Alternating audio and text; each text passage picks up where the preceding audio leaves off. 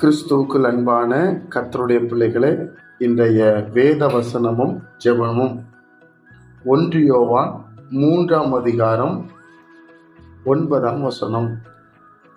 தேவனால் பிறந்த எவனும் பாவம் செய்யான், ஏனெனில் அவருடைய வித்து அவனுக்குள் தரித்திருக்கிறது. அவன் தேவனால் பிறந்தபடியினால் பாவம் செய்ய மாட்டான். என் அன்பு கர்த்தருடைய பிள்ளைகளே, யோசிச்சு பாருங்க, வேத புஸ்தகம் எவ்வளவு அழகாய் நமக்கு எழுதியிருக்கிறார்.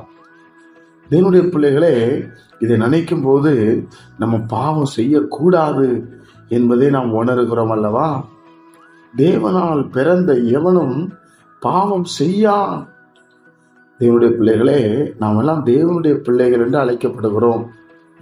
இயேசு கிறிஸ்து மூலமாய் பிதாவாகிய தேவனை அப்பா பிதாவை என்று கூப்பிடுகிறோம். அப்போ நாம் பாவம் செய்ய பயப்பட வேண்டும். ஏனென்றால் அவருடைய வித்து அவனுக்குள் தரித்திருக்கிறதாம். இயேசு கிறிஸ்துடைய வித்து. எந்த ஒரு மனிதன் இயேசு கிறிஸ்து எனக்காக இரத்தம் சிந்தினார், எனக்காக மரித்து உயிரோடு எழுந்தார், நான் அவருக்காக வாழ்கிறேன் என்று சொல்லுகிறானோ, அவனுக்குள்ள இயேசு கிறிஸ்துடைய வித்து இருக்கிறது. தேவனுடைய பிள்ளைகளே, ஆதாமினால் வந்த வித்து இல்லை, இயேசு கிறிஸ்துவினால் வந்த வித்து. அப்போ கர்த்தருடைய பிள்ளைகளாகிய நாம அவருடைய வித்து நமக்குள்ள இருக்கிறதுனால நாம தேவனால் பிறந்திருக்கிறோம் என்று வேதம் சொல்லுகிறது.